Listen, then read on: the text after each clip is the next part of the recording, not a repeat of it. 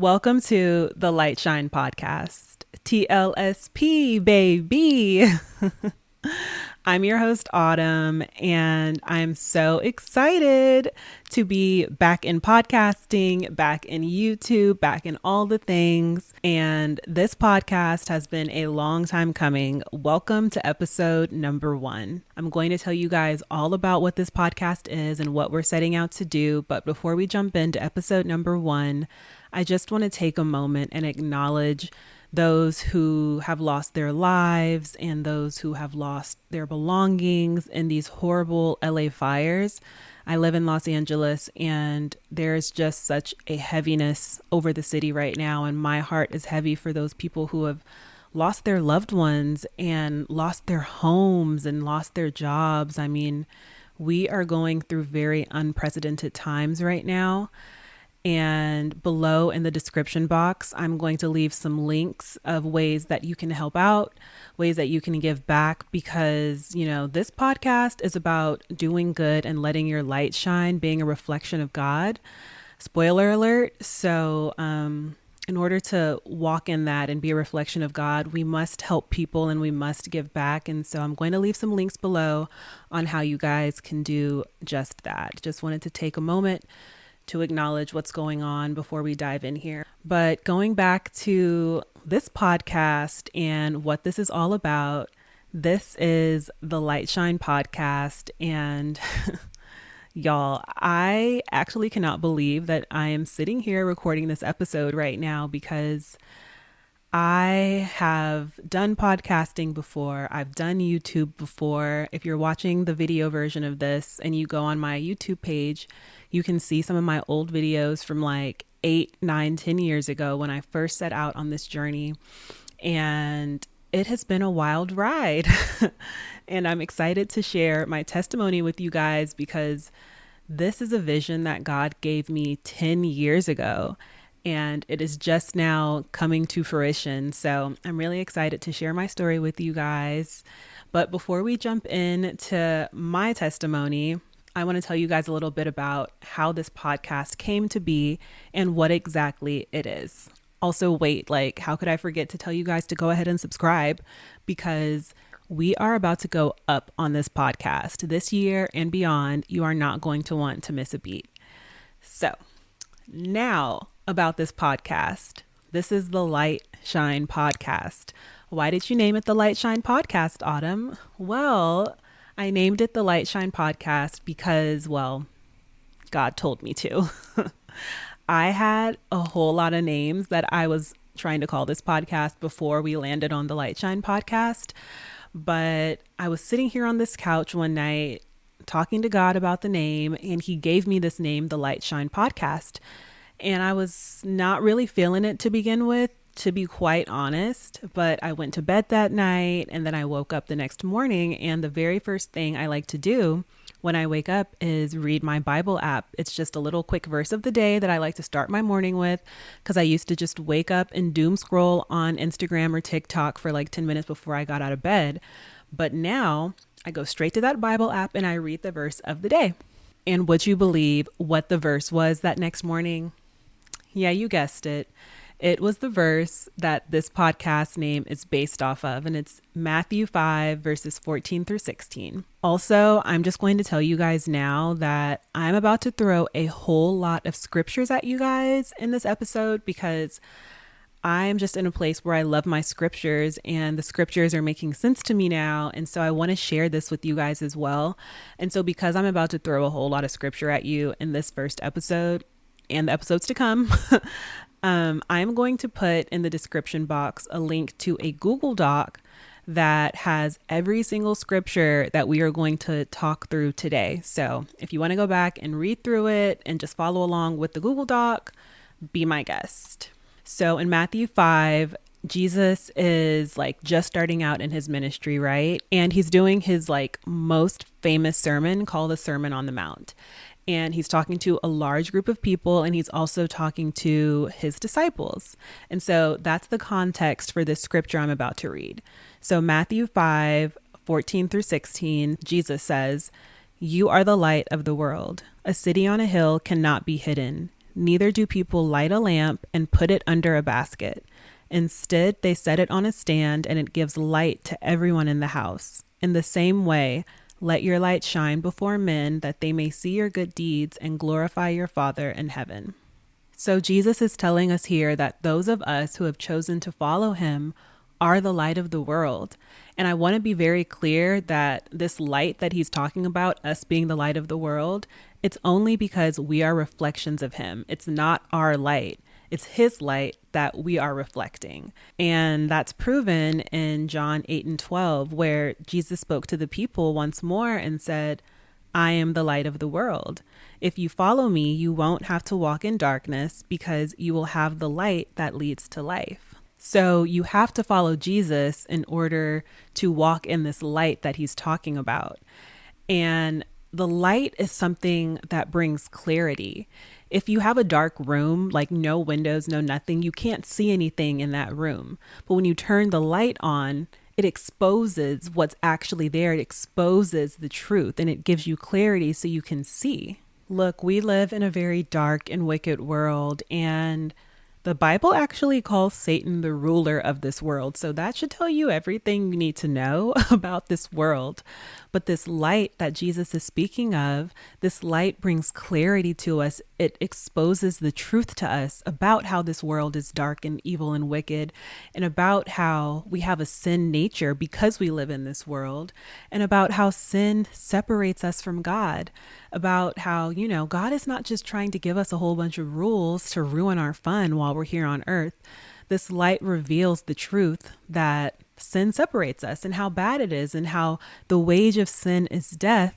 But the best part is that this light also reveals the truth of how God sent his son, Jesus Christ, to die for us on a cross for our sins, which has given us freedom from all of this if we just believe in him and follow him. This next verse I'm about to read, it basically sums up what I just said, but this is John 3:16 through 21. I'm sure all of us have heard John 3:16. It's such a popular verse. This is the Message version that I'm reading out of. It says, "This is how much God loved the world. He gave his son, his one and only son, and this is why, so that no one needed to be destroyed. By believing in him, anyone can have a whole and lasting life. God didn't go to the trouble of sending his son merely to point an accusing finger, telling the world how bad it was. He came to help, to put the world right again. Anyone who trusts in him is acquitted. Anyone who refuses to trust him has long since been under a death sentence without knowing it. And why? Because of that person's failure to believe in the one-of-a-kind Son of God when introduced to him. This is the crisis we're in. God light streamed into the world, but men and women everywhere ran for the darkness. They went for the darkness because they were not really interested in pleasing God. Everyone who makes a practice of doing evil, addicted to denial and illusion, hates God light and won't come near it, fearing a painful exposure. But anyone working and living in truth and reality welcomes God light, so the work can be seen for the God work it is." So this word light kept popping up to me like all of last year. I would hear it everywhere in songs, in Bible verses. People would say it to me. And I realize now that was God like beating this into my brain, that I am called to be the light of the world, because I had forgotten that. This podcast, or me preaching the word, me being a teacher of God's word, like when I said this has been a long time coming, this podcast, I meant it, because I started a YouTube channel 10 years ago. And so I'm just now coming back to this. And during that period of time when I was not doing this, I forgot who I was. I forgot that I was called to be the light of the world. And I was just thriving in darkness, or thinking I was thriving in darkness, because I wasn't really thriving. And God is just so merciful. He's so full of grace, because even when I turned my back on him, he brought me back to him. Like, he did not let me stay gone. He kept his hand on me this entire time and brought me back to him. And now that I remember who I am, now that I have this deeper revelation of who God has called me to be, no one is going to take that from me ever again. And so I've created this platform to not only showcase myself and how I'm letting my light shine, but also to showcase other people and how they're letting their light shine, to showcase their relationship with God, to showcase what God has called them to do and how they're going about it, to showcase, the trials and tribulations they've had to go through on their journey of purpose, to showcase their blueprint of how they got to where they are now, and to showcase just how great God has been in their life as well. And so you're just seeing me on these first couple of episodes, but I am going to have a whole host of people coming to sit on this here couch and have conversations with me because, like I said, I want to showcase everyone and I want to give you guys watching multiple blueprints of how God is working in other people's lives. I have so many people lined up to come sit and talk with me, from medical professionals to entertainment industry executives, financial advisors, actors, musicians, stylists, entrepreneurs, you name it. And I'm doing this because I feel like a lot of times, you can feel that God has called you to do something, but it may seem too big. And so I just want to make this more real for everyone watching. These are regular people who are doing amazing, great things. And sometimes you just need to hear someone else talk about how they got to where they are to help you get to your next dimension. But in this first episode, you're stuck with me. And so this first episode is going to be about what I currently do in my entire career trajectory to how I got to where I am now, and how, in hindsight, I see that God has always been playing chess with my life, because even with this podcast, my professional life, God has been putting puzzle pieces together, because my professional life and career has all led to this podcast, which I'm getting ahead of myself, but God is so intentional with everything that he does. So currently I work for the First Black Cable Network, and this has just been such a God dream. This is something that I had always wanted to do growing up, because I grew up watching this network after school. I watched the music videos, I watched all the shows. This is truly a God thing. I mean, I wake up every day thanking God for this job, because not only do I enjoy what I'm doing, and not only am I learning so much and I know that I'm here for a reason, I also love everyone I work with. My boss, the people on my entire PR team, the people I work with on other teams. I have made lifelong friends and I've made amazing connections with these people. And I can only give the glory to God, because he is the one who paved a way for this. I remember when I first started out in my big girl career, I was living in Atlanta doing something completely different. And I remember speaking to a coworker and being like, I am so unhappy in this role, and I just want to move to LA and work on red carpets and have my walkie-talkie and my headset. And I didn't even know what that meant at the time. I just knew in my heart that that's something I wanted to do. And would you believe that is now part of my job? I will work on red carpets, and I have my walkie-talkie and I have my headset. And that just goes to show that God is so intentional. And there are probably things that you want on the inside of you, things that you desire, things that you want to chase after. You don't even probably know what they mean yet. But let me tell you that you feel that way for a reason. God has put that desire on the inside of you for a reason, and you just have to trust him to bring it to pass. But I'm getting ahead of myself. Let me back up and start from the beginning. I was born in San Antonio, Texas, born and raised there. And I wouldn't necessarily say that I grew up going to church, but me and my family, we did go here and there. And I did go to a Christian private school from pre-K 4 to fourth grade. And so I had the foundation. I had that foundation solidified in me from a very young age. But, as I grew up, I wasn't going to church every weekend. But I want to make it clear that I did know who God was to an extent. I wasn't fully versed in it, but I knew who he was, kinda, and I truly believed that he existed. And something else worth noting is that growing up, I just always had something in me that wanted more. I knew I did not want to stay in my hometown. I knew as soon as I was able to, I wanted to get the heck out of Dodge. And so when I got to high school and I graduated, I ended up going to the University of Texas at Austin, which, it's in Austin, which is about an hour away from San Antonio. So it's not too far, but it was far enough away for me because it was also just a very different city. I feel like San Antonio is a little bit slower paced and Austin had a whole lot more going on. And I wouldn't call it a college town, but, the Longhorns run that town. So it was a much different way of life than I was used to. So I went away to UT, hook 'em horns, we bleed burnt orange.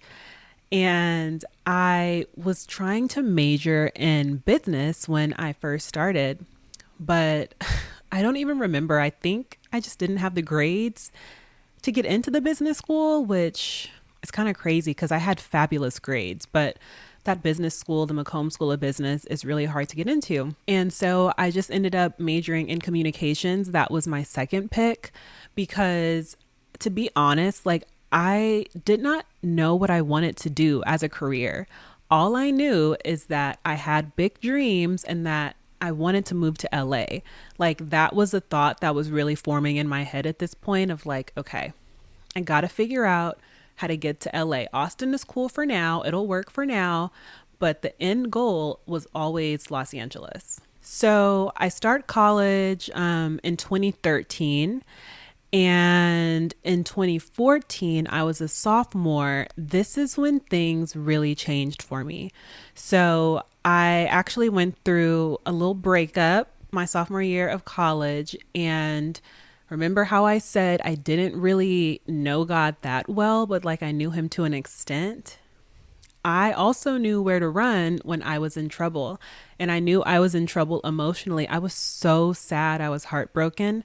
And so when this end of the relationship happened, I ran straight to God in a way that I never had before because I had never felt those feelings before.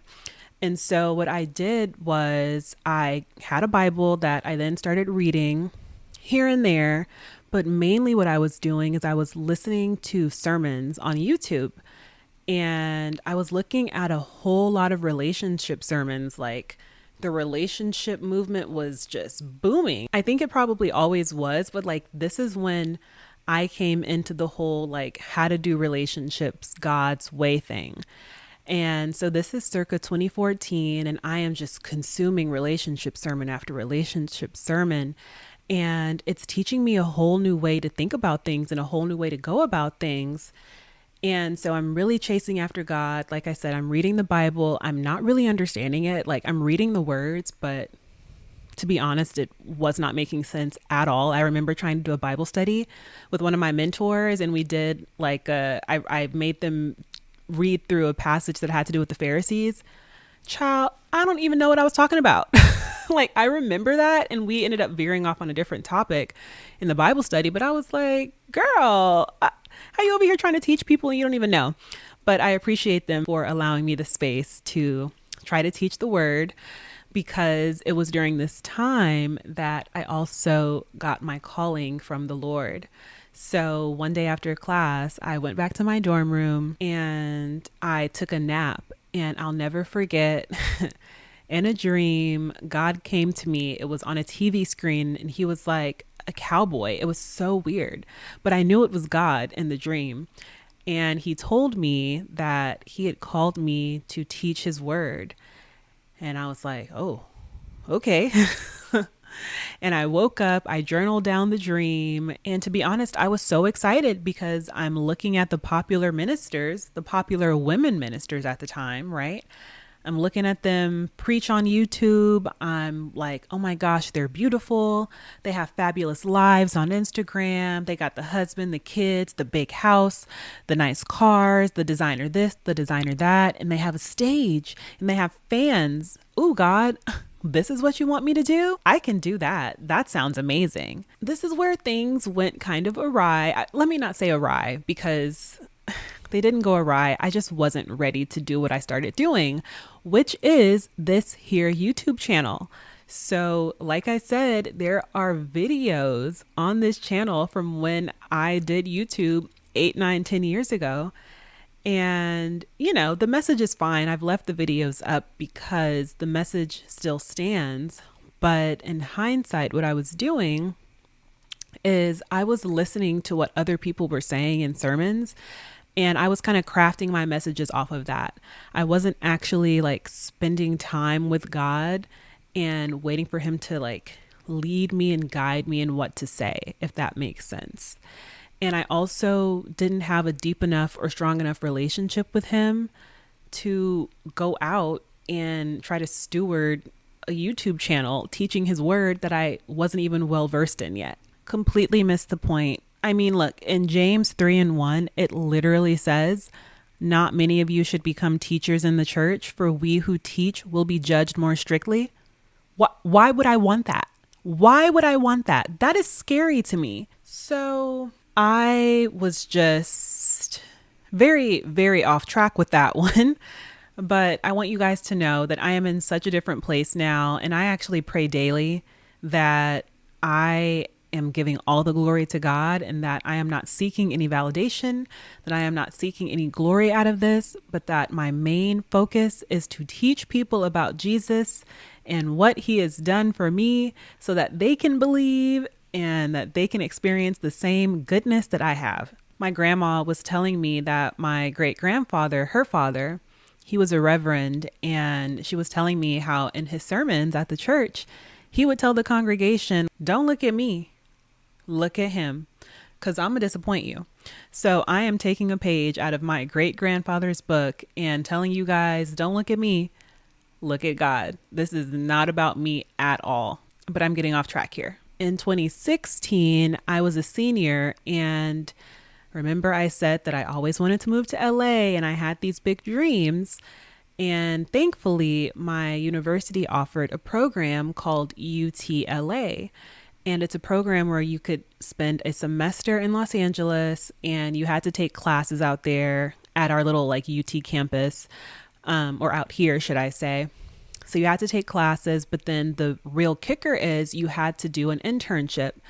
And that was such an amazing program because those of us who wanted to work in entertainment, we were never going to get that experience that we needed by just staying in Austin, because like what real entertainment experience could you get in Austin at that time? And it may be different now, but especially back then, like I was never going to get the experience that I needed to work in the entertainment industry that I was going to get in LA. And so I got into the program, and my first semester of senior year, I moved to LA.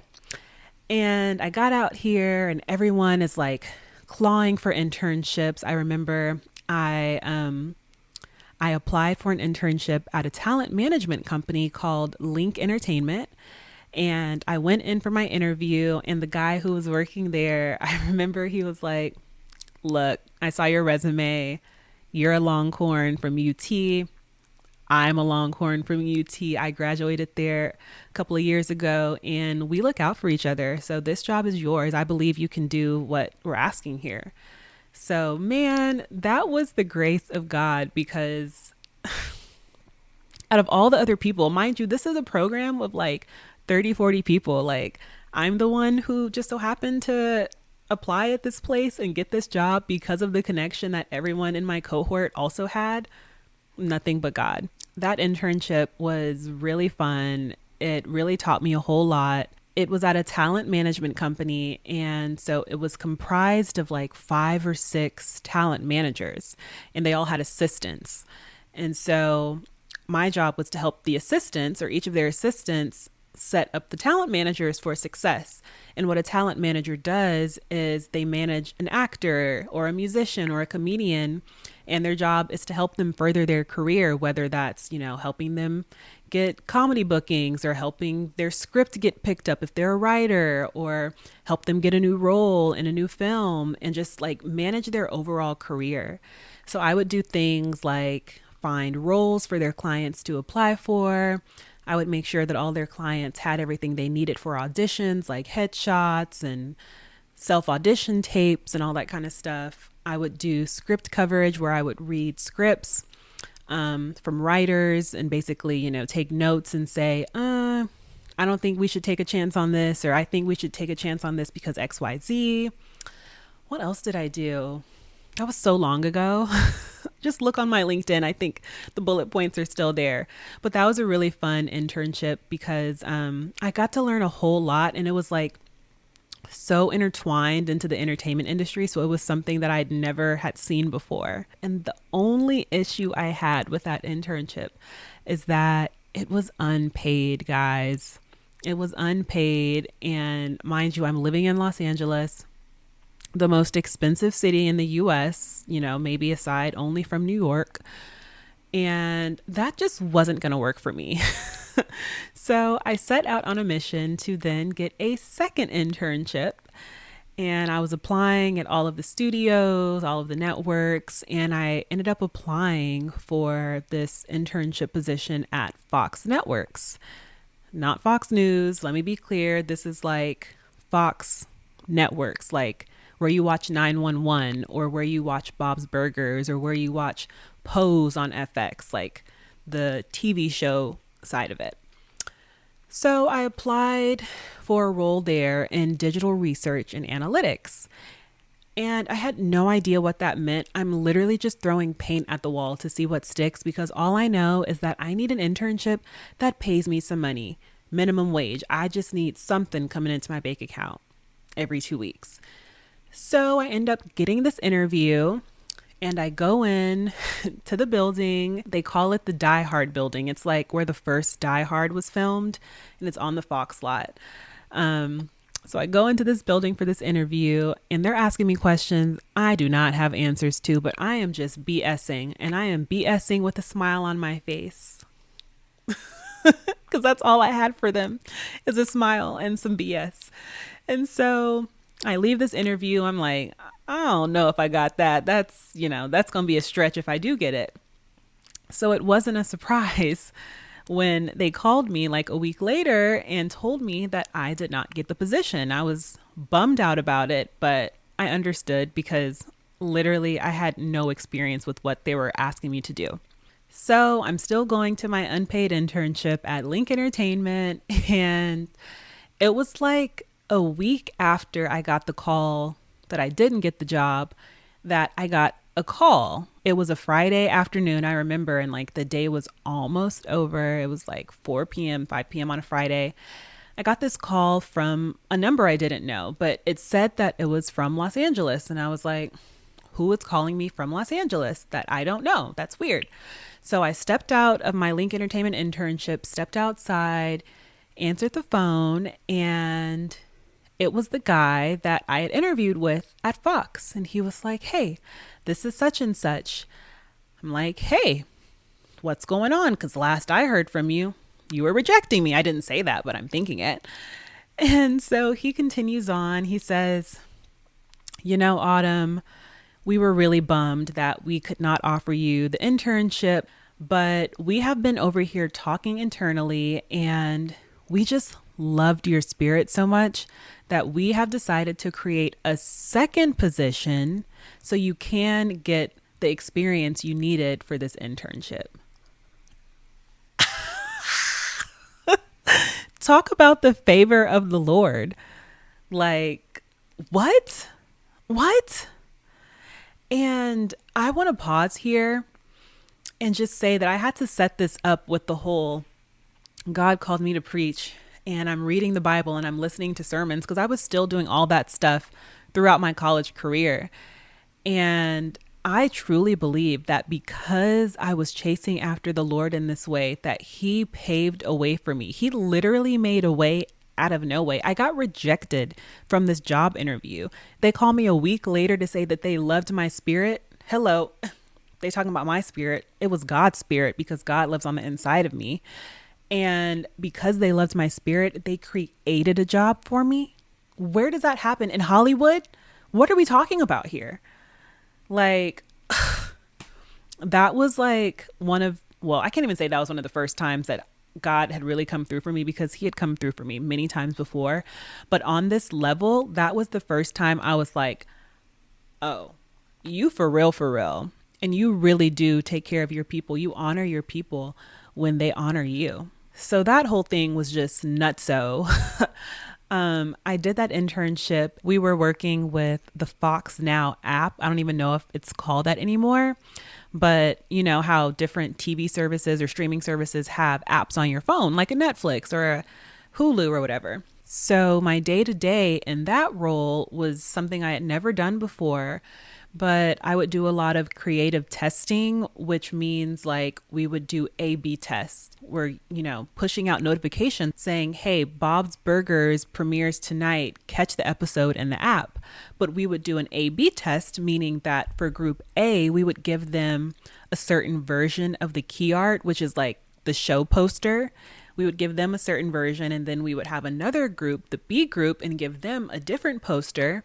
And we might even switch up the wording that we use, right? So we're pushing out two different notification styles to two different groups of people.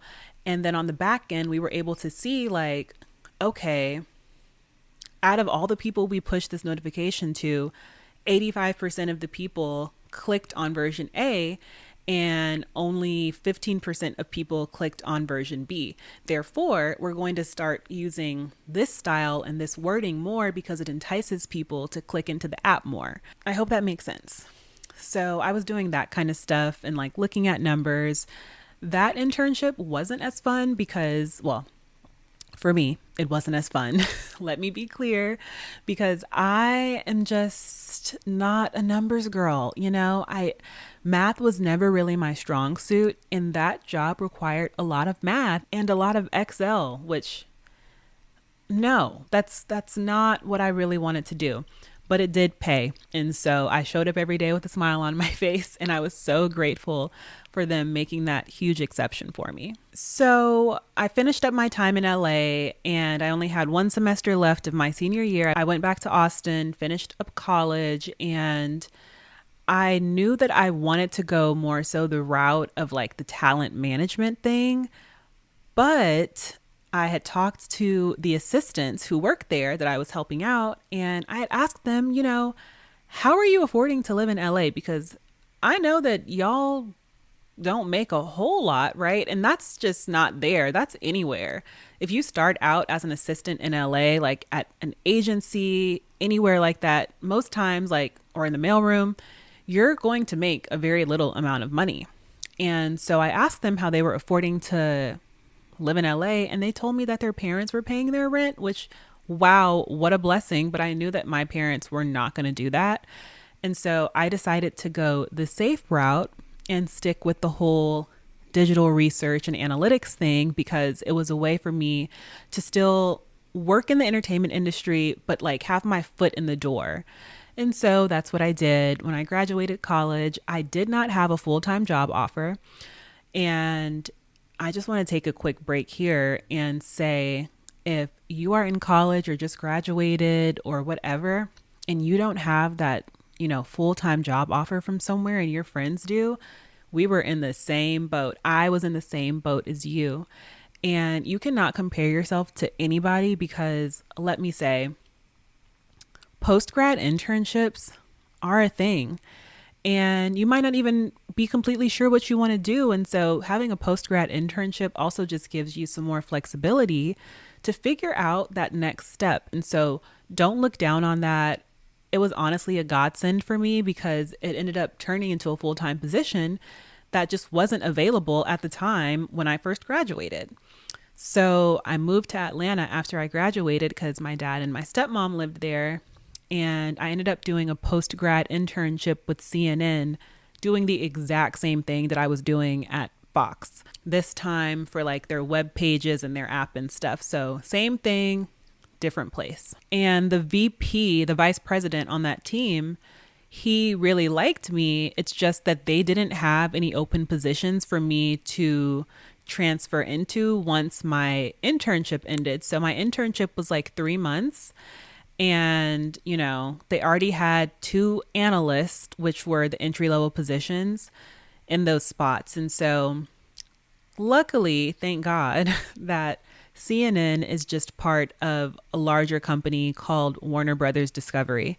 At the time when I started, I think it was Time Warner, and then it transferred to Warner Media, and now it's Warner Brothers Discovery because they merged with Discovery like 2 years ago, I think.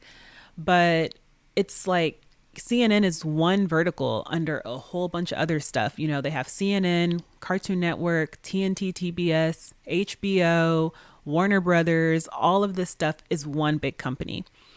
And so there happened to be an open analyst position on the TNT and TBS team. And it was still research, but this time it was television research instead of digital. So up until this point, I had been doing digital research, meaning, you know, it's on a phone or it's on a website. So the VP of the team at CNN that I was interning for, he ended up recommending me for the full-time analyst position with TNT TBS, which I ended up getting. And I did that job for about 2 years.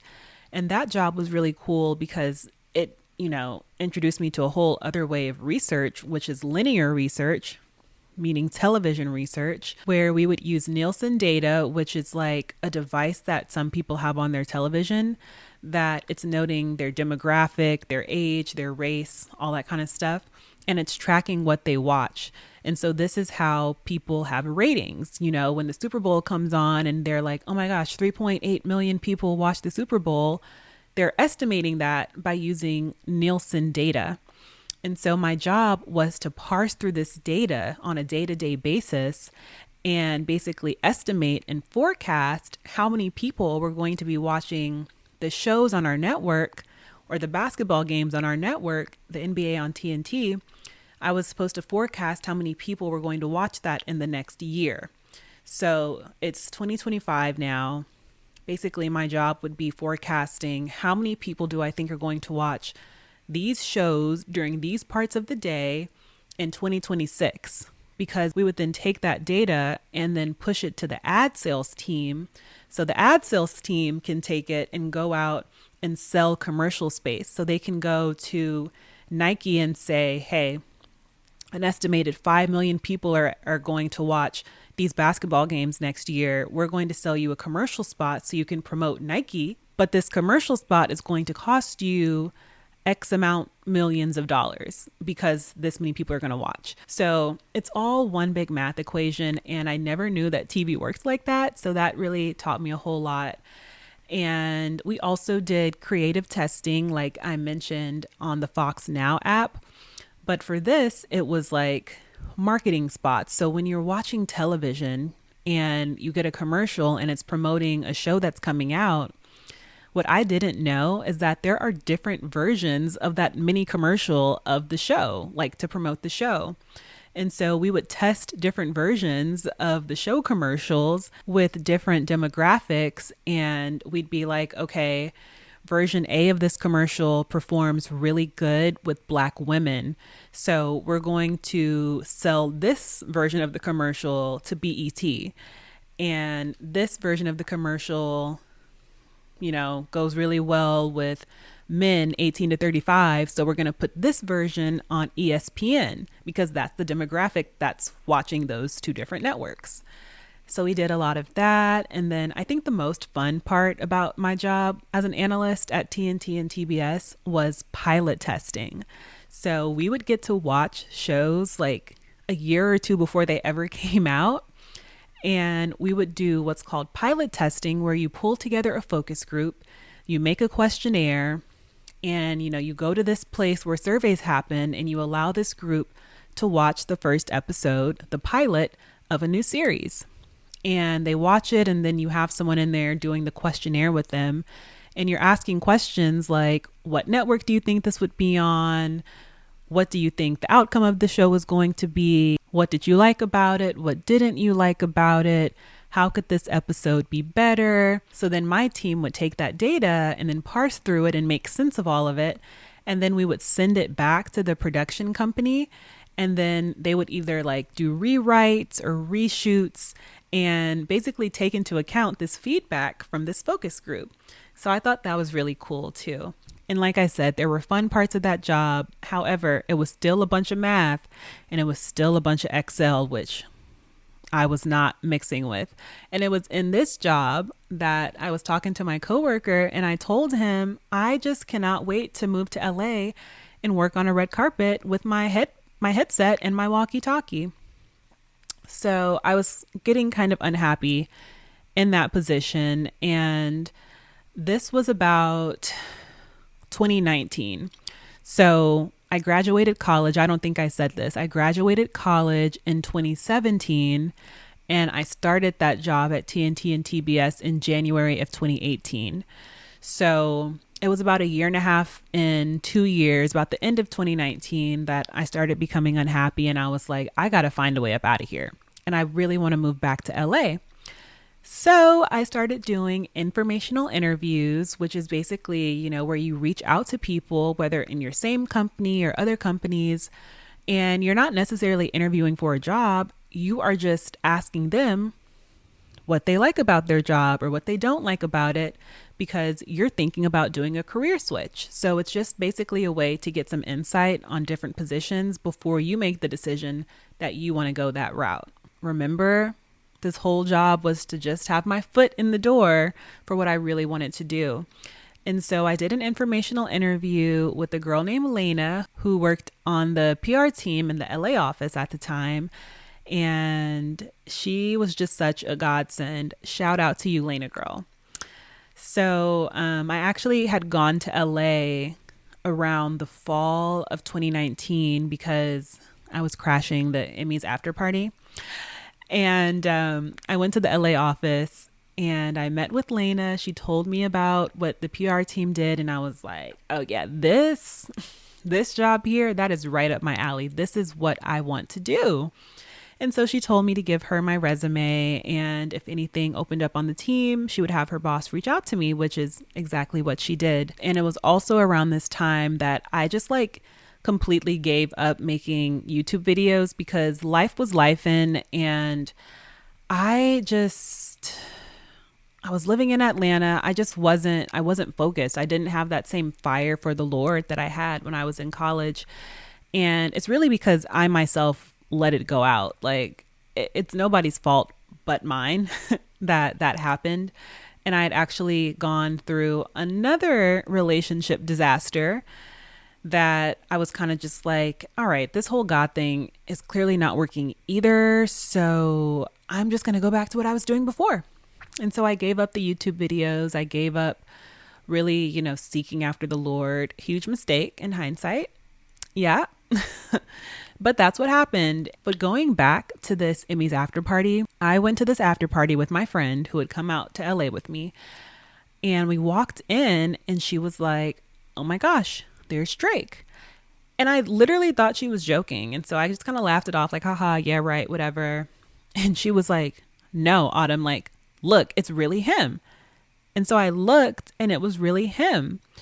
And I'm telling you guys this because remember, I had just gone through another relationship disaster. And then I had also met with Lena on the PR team who told me about this amazing job. And so seeing Drake at this after party, and I had fallen away from God, right? These are all important setups for what I'm about to say. I walk into this party and I see Drake and I'm like, oh my gosh, what have I been doing this whole time? I'm going to move to LA. I'm going to get this PR job. When a role opens up, I'm going to move here and I'm going to have access to stuff like this all the time. And for so many years, I've been crying in my Honda Accord. But now, since clearly I'm going to cry, I'd rather just cry in the Rolls Royce than the Honda Accord. I know it's so bad, guys, but I'm just being transparent with you guys on what was really going through my head during this time in my life, because I'm over here thinking well, I keep getting my heart broken by these degular men. I'm never going to get my heart broken by a regular man again. If a man is going to break my heart, he's going to be a rich man. Okay. And I'm going to get something out of it. Okay. And I made up in my mind from that point on that I was done dealing with the regular ninjas. And so early 2020, I did end up getting a role on the PR team. They went through a restructure and a role opened up that became mine. I interviewed for it, got the role. And so the department head of that team asked me, well, the job is yours. Are you ready to go ahead and move to LA? And I said, I thought you'd never ask. I thought this moment would never come, but it's here now. Oh my gosh, I was so excited. This is the top of 2020. And, I decided that I was going to move there mid-March. And I will never forget, it was Friday the 13th of March, 2020. And I had packed up all my stuff in my car and I had shipped it to LA, and I had booked a flight from Atlanta to San Antonio because San Antonio was kind of like the midway point. So I was just going to go to San Antonio and spend the weekend there and, hang out with my mom, hang out with my little brother, hang out with my grandparents before I make this huge transition and move to LA. So I fly to San Antonio, and this is the weekend where stuff was getting crazy. Like, you couldn't find toilet paper in the store. You couldn't find like meat or poultry in the store. Like, things were getting really crazy. And I was supposed to start that next Wednesday, I think.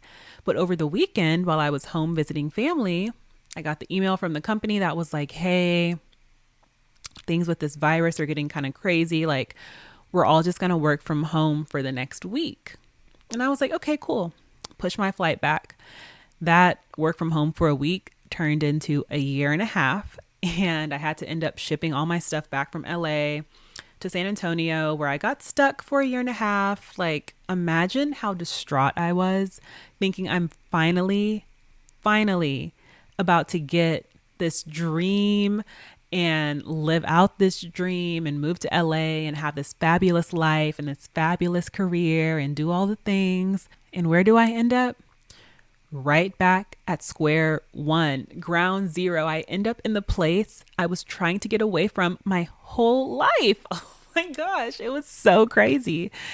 And look, I was very upset about it, but it was truly a blessing because that pandemic was very scary. And the fact that I got to be with my family, nothing but God. I finally got to move to LA in August of 2021, a whole year and a half later. And it just goes to show you that you can make plans, but God just laughs at our plans. Like, everything is ultimately going to be in God's timing. I could have moved to LA after I graduated college, but I know I would have struggled because I wouldn't have had a great job starting out.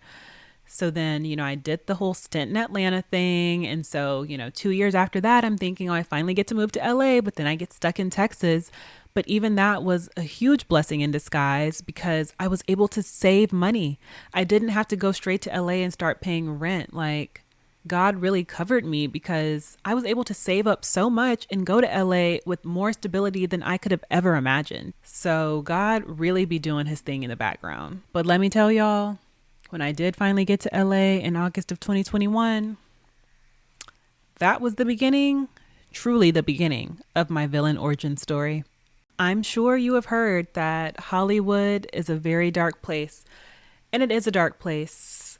It is the devil's playground, and lots of stuff happens here, and I just got sucked in immediately. I allowed myself to become enamored with the lifestyles that I was exposed to because I had never seen anything like this before. It was like my little Drake meeting at the after party times 10, like times 1,000, because I now lived here and I had access to things that I had never had access to before. And so when I tell y'all that me and the girls were outside, like, we were outside. We was cute too, but we were outside doing the most. We were on yachts. We were in mansion parties in the hills. We were arriving to, events in a fleet of Suburbans, riding in Maybachs and Rolls Royces and Sprinters. We were having dinner at like rented out restaurants. Like, we were living the life. And, I had that whole mindset of I'm a cry in a Rolls Royce. So I didn't really care what happened relationship wise. I was just out to get a bag. Like, when I say I allowed that lifestyle to entice me, like, I really mean it. And I was living the life. But all of that came crashing down to a very hard stop on one Monday night in November of 2023. And I will never forget this night. It was a friend's birthday. We all started out at dinner and then we went to the club. Yes, we were at the club on a Monday night. That is a very LA thing. People in LA are at the club every night of the week. And when I say at the club on a Monday night, I mean, like, you wouldn't know that it's a Monday night. It's like a Friday, Saturday night at the club because it's packed and there are bottles and sparklers and it's truly the club. And so after the club, we ended up going to a post club gathering of one of the biggest, if not the biggest, R&B superstar of this generation. And at this point, I had met everyone else and like hung out with everyone else, like my favorite artists and entertainers and all this kind of stuff. So like this was the last person I was like, oh my gosh, like I can't believe I'm here. The fact that I was even thinking about it that way is also crazy, but he was the only person that I had not interacted with. And I just need y'all to know, like when I say interacted with, I truly mean that. Like I was not a 304. I was not a 304. When I say God's hand was always on me, I mean God's hand was always on me because God never let me go too far. Like I knew when to leave the function. You know what I'm saying? Like I knew when to leave. I was really just there for the experience. I was just there to say I did it and that I got to experience it. But he was like the only person at the time that I was like that's a big deal to be able to be in this setting. And it wasn't like a big after party. It was like 20, 25 people at this house. So it was a very small gathering. And I remember seeing him and I looked in his face and it just looked like a skeleton. Like it looked scary. And I'm not saying that he's demonic or anything like that. I truly believe that God had me in a space because this is the night everything changed. I believe God had me in a space of looking at my surroundings as a whole. Like what you are involving yourself with here, Autumn, everything about it leads to death. Like spiritually and probably physically, because transparently, we had done a lot of substances that night. Sorry, mom and dad. And so we're in this house and I end up going to the bathroom, but there's someone in the bathroom. So I'm having to wait outside the bathroom in the hallway. And as I'm waiting in the hallway outside the bathroom, this girl walks down the hallway and she stops in front of me and my friend. And she looks at us and she's like, you're anointed. And then she keeps on walking. What? Like, what? I thought that was so crazy. I mean, it's not crazy because God and, anointing just means that God's hand is on you, that you are set apart to do God's work. Like God's hand is on you. So the fact that she told me that in that environment, that was God trying to wake me up. Even though I'm in this crazy mindset because I've been partying all night on a Monday night. And so all of the stuff just like started to hit. All of the fun stuff we had been doing, fun stuff. And I just remember crying. I was a wreck that night. I remember crying, like boohoo crying and praying to God and saying, if you let me live through this night, I will give my life back to you. Because when I tell y'all, I thought I was going to meet the good Lord himself that night. Like I thought it was a wrap for me. And whenever I got into that mode of prayer, although I was feeling this craziness in my mind and in my body, whenever I got into that moment of prayer, it's like that all went away. And so I was just praying. I was like, God, help me. God, save me. If you get me through this night, I am yours. You have all of me. Help me to remember who I am. Help me to never forget this moment. Help me to always remember that I am yours, and help me to never go back to this lifestyle ever again. And I mean, I'm still here and I am keeping my promise to God. I am his. He gets full control of my life. I am in a state of full surrender. And that happened November of 2023. And, it was a process. I would say it took about 10 months. I can't even say a whole year. It took about 10 months for God to fully rid me of the desire for that lifestyle. Like I have no desire to go to parties anymore. I have no desire to party with celebrities. I have no desires to like go out to the club and drink and do all this stuff. Like I truly have been changed from the inside out. The Holy Spirit has done a complete work in me to rid me of my desires from all of that. And I'm so grateful because I don't deserve it. Like, none of us deserve God's grace, but God is so gracious and He kept me. He kept His hand on me. And through all of that, through all of that whole process, He said, all right, let's try this again. Like, God has really done His big one with me. I don't even have the desire to listen to rap music anymore. Like, I used to love rap music. I still love rap music. I just listen to the Christian version of it now. I actually have a fire playlist that I'll link in the description box below, because these Christian artists nowadays, like, Christian rap is not corny no more. It sounds just like the real thing, but the words are so much better.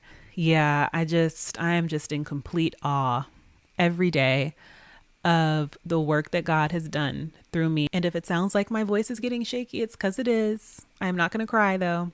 But yeah, God is just so good.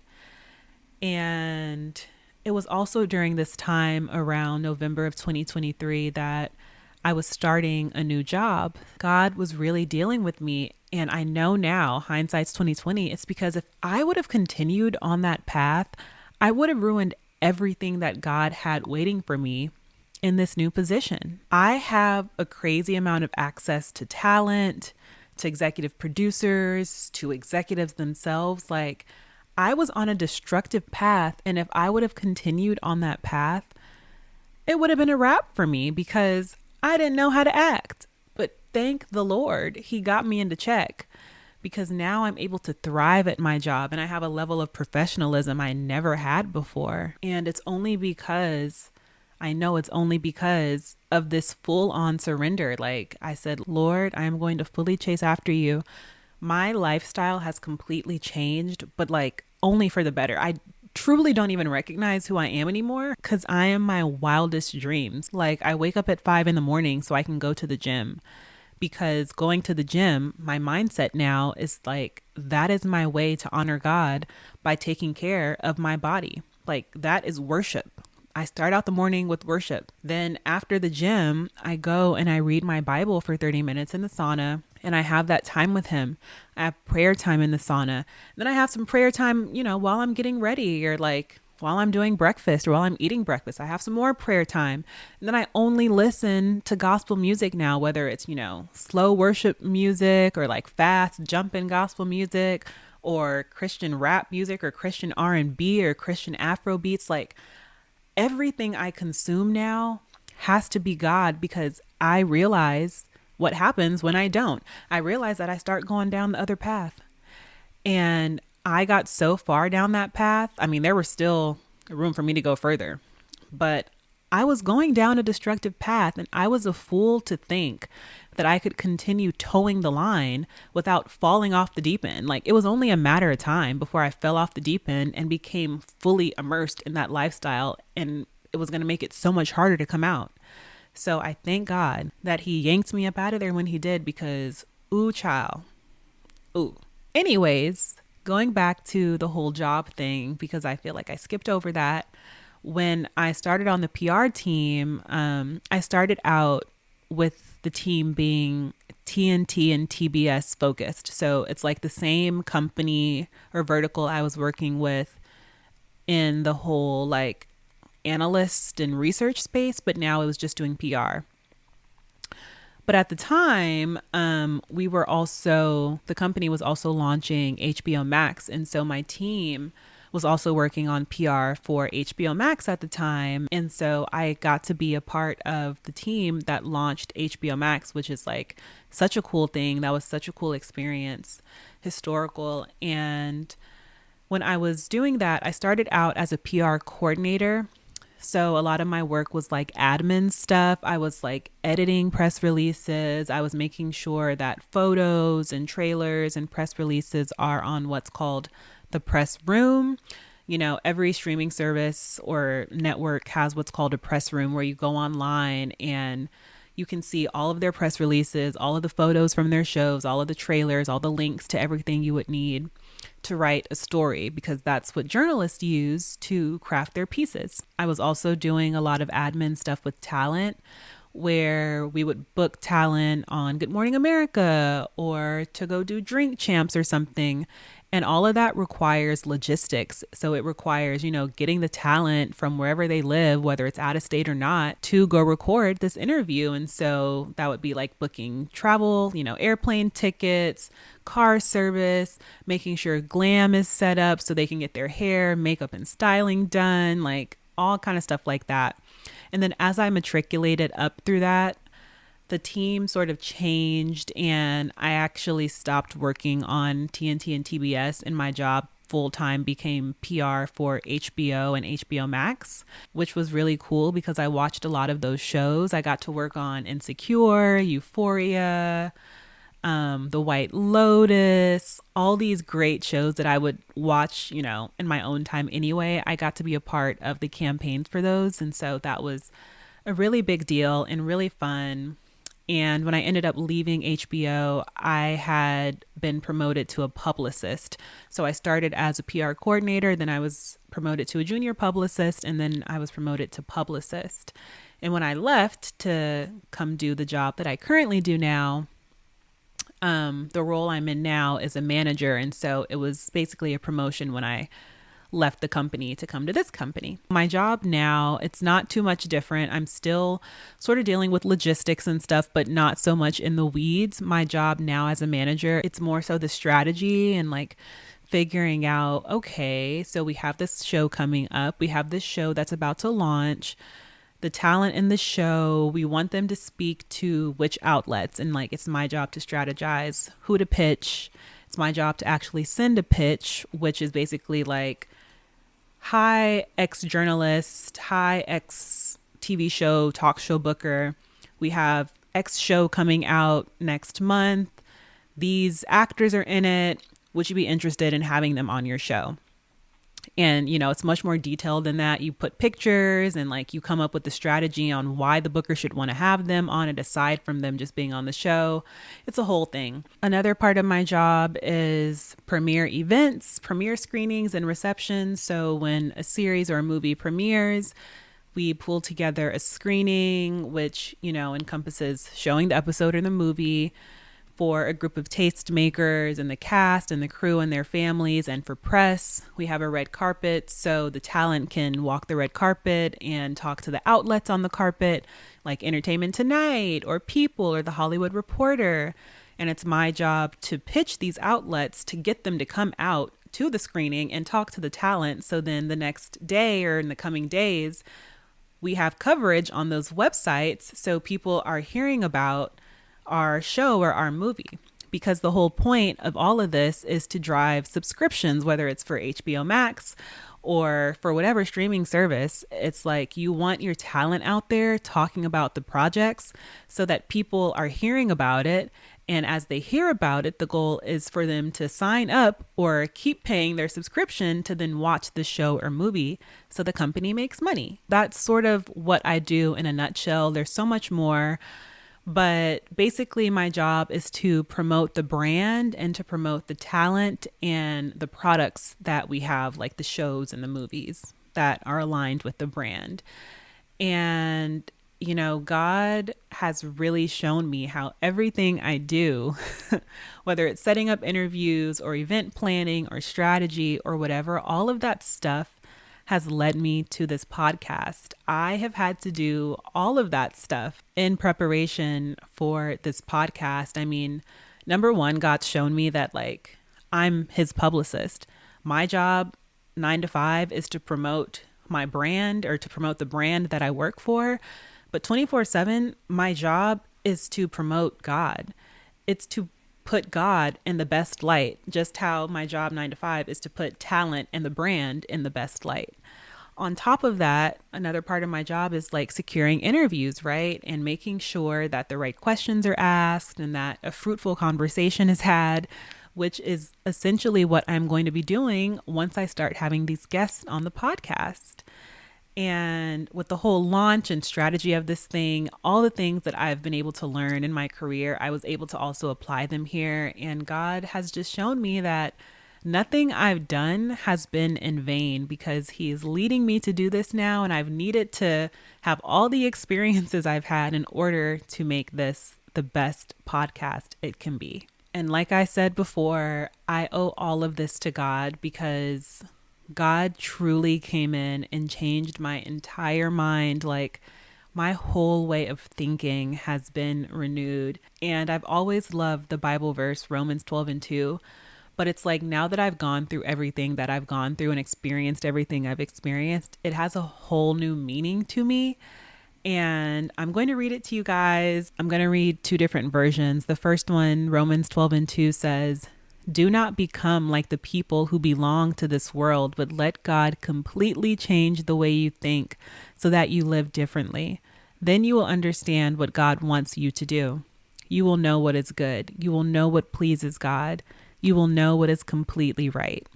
Another translation says, "Don't copy the behavior and customs of this world, but be a new and different person with a fresh newness in all you do and think. Then you will learn from your experience how his ways will really satisfy you."